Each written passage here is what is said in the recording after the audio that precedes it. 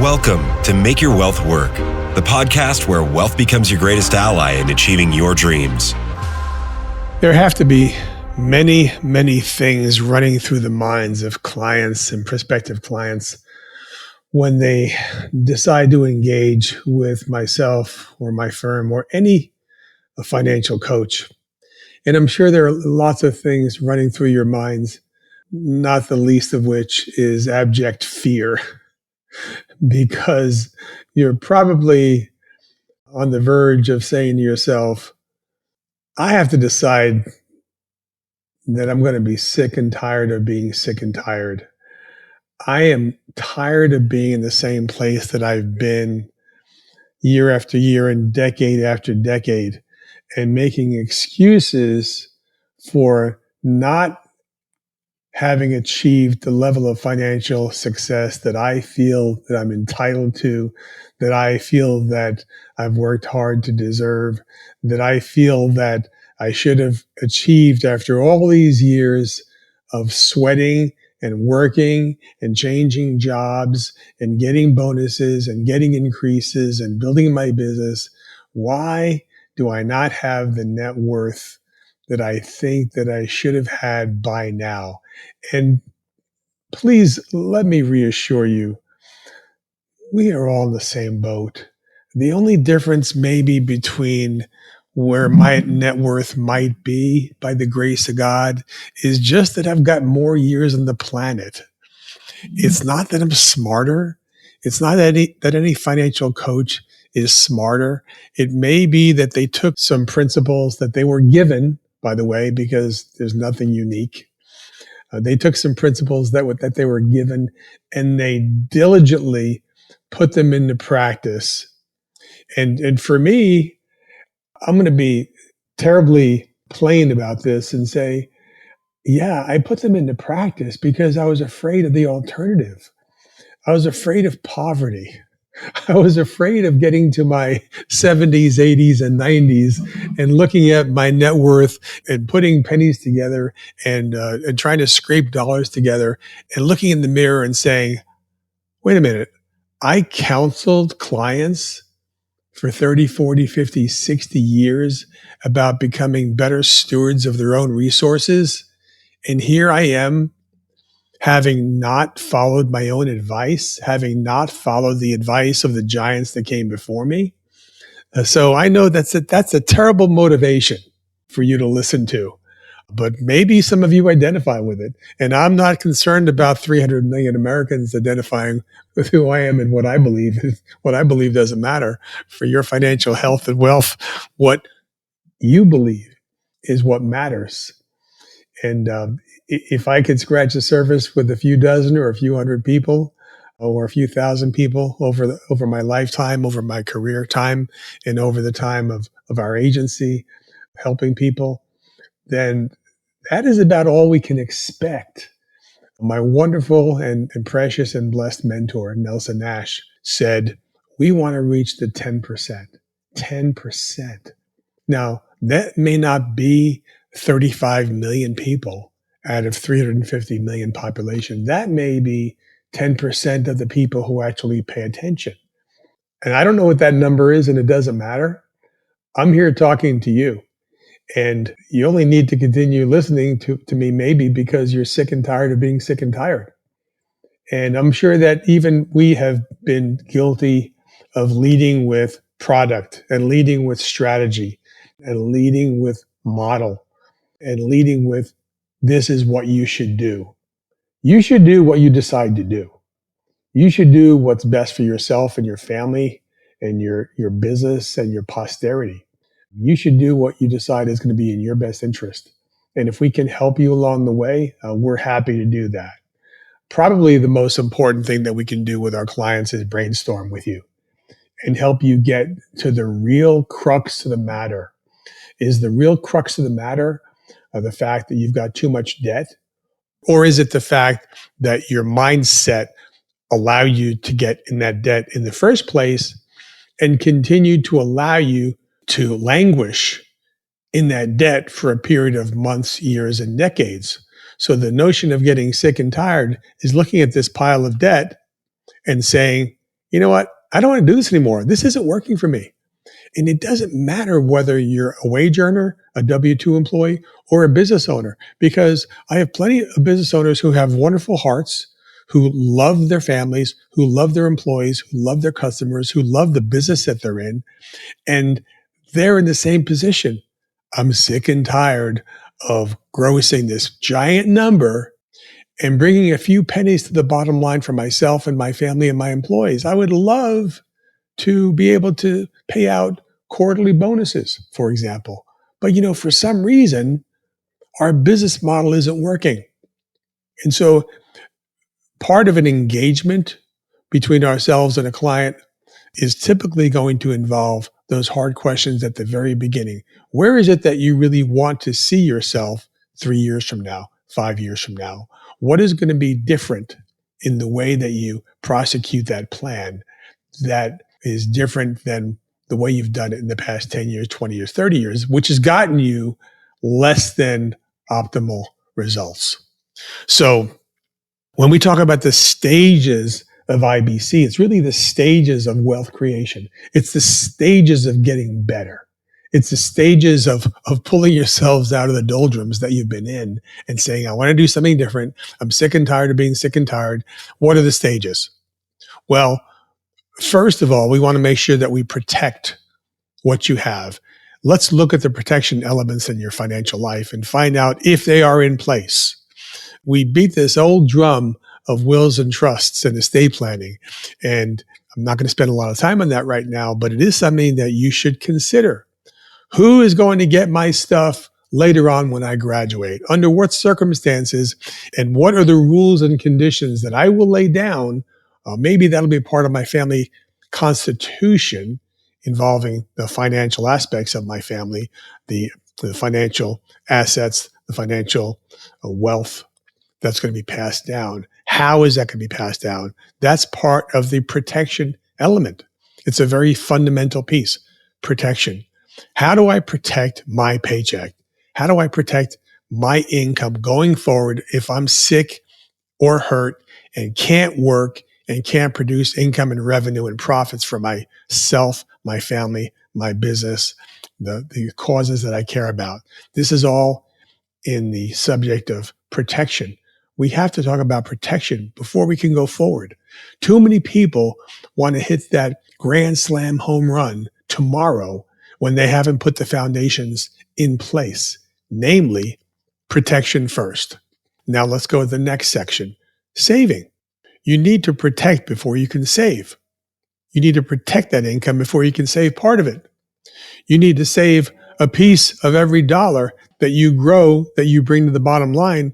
And that savings, that capital has to continue to grow year by year by year by year, so that if you never go out on a limb and open up a new business, or never open up a second business or a second branch or a second type of product, and you stick with the first one that has got you where you've gotten to today, you need to continue to build that capital base. And that does not get diminished by gifts, by vacations, by Christmas, by emergencies, by medical issues. That capital base is going to continue to grow year after year after year. What if, let's just pull a number.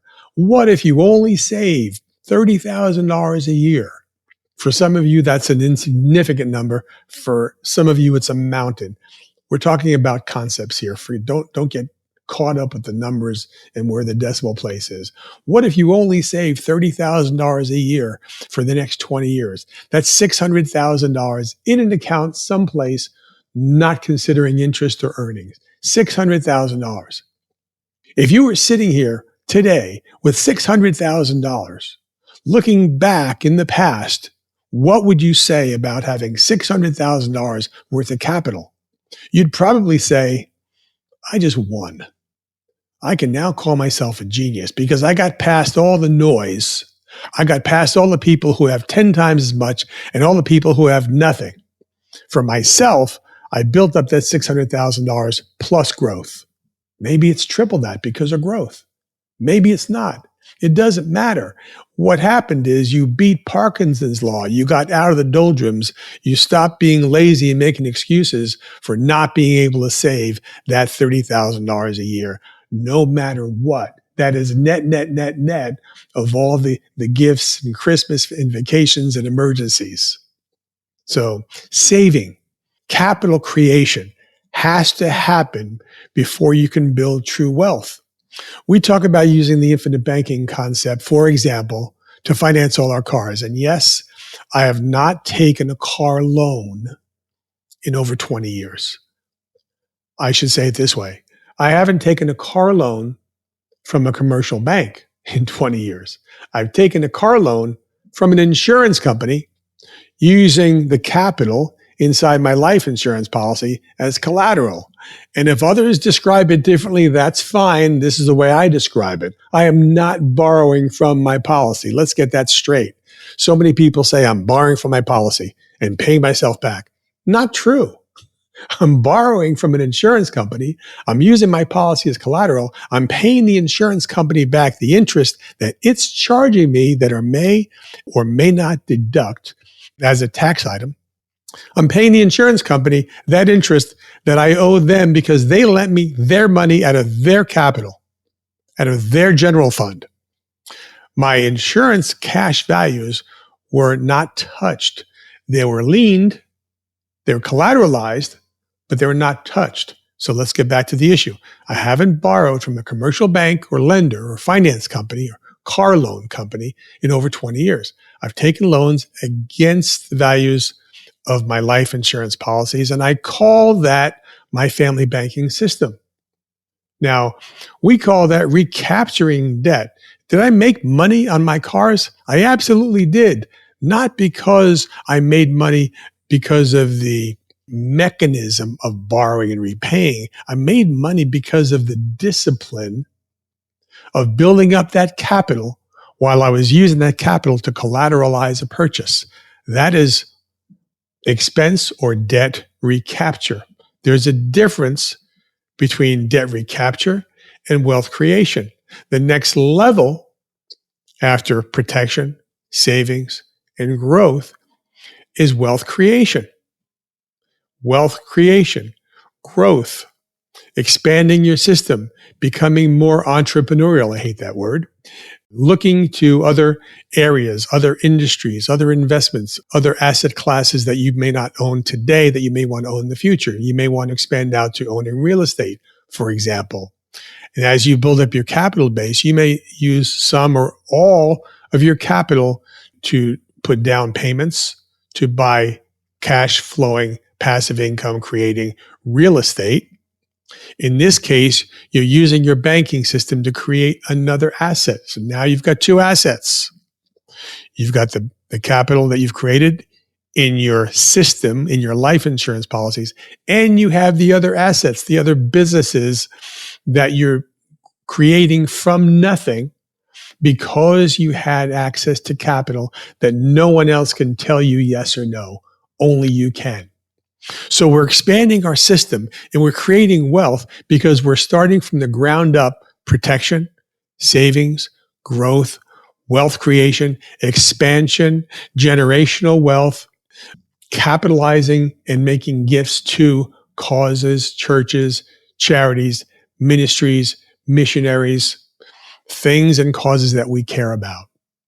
It all starts with understanding the stages and getting these stages in the proper order. It's starting out with the passion for something. For many of you, I would love from my heart for that passion to become based on being sick and tired of being sick and tired. And again, if you do nothing in the next 10 or 20 years, but put that capital aside and look back and say, you know what? I didn't take a dime's worth of risk. And now I've got hundreds and hundreds of thousands of dollars of accessible capital, liquid capital, ready cash that no one can restrict against me. No one can tell me how to borrow it. Nobody can tell me how to withdraw it. Nobody can tell me I have to pay taxes on it. Those are all details we can discuss in later sessions. But control is a beautiful thing. freedom comes from control. The more wealth you build that's under your control, that's not under somebody else's control, the more freedom you're going to have, the more wealth you're going to have, the more comfort you're going to have, the more satisfaction in your own, creating your own generational wealth system, and one that you can pass down to your kids, because this is not so highly sophisticated that anybody cannot do it. You don't need a PhD or an MBA to do this. You do need discipline. You do need the notion that you're now sick and tired of being sick and tired. And I can help you how to create generational wealth and helping you pass down generations of millions. And in future sessions and in one-on-ones, we'll talk about the reason, the absolute necessity why there needs to be wisdom attached to this inheritance. Please don't plan on passing down millions to your kids without transmitting the wisdom to them that they're going to absolutely need if they're going to prosecute this plan intelligently and wisely and prudently, if they're not going to be mindful about the fact that they are a steward of somebody else's money. Whether it's God's money, yes. Whether it belongs to the future, yes. Whether you're only stewarding it for a short period of time, yes. Let's get some true satisfaction, because not only did we enjoy the work, we enjoyed the fruits of our labors, and we enjoyed the fact that we can now retain some of that capital so that in the future, we don't have to ask anybody else's approval or permission to do anything with this capital. We can do with it as we wish, according to our values and our family's needs and wants and where we want to take it in the future. Look forward to speaking with you soon. Call us for a one-on-one. This is Make Your Money Work. Make your wealth work. Alpha Mega Wealth. Talk to you soon. This is thepodcastfactory.com.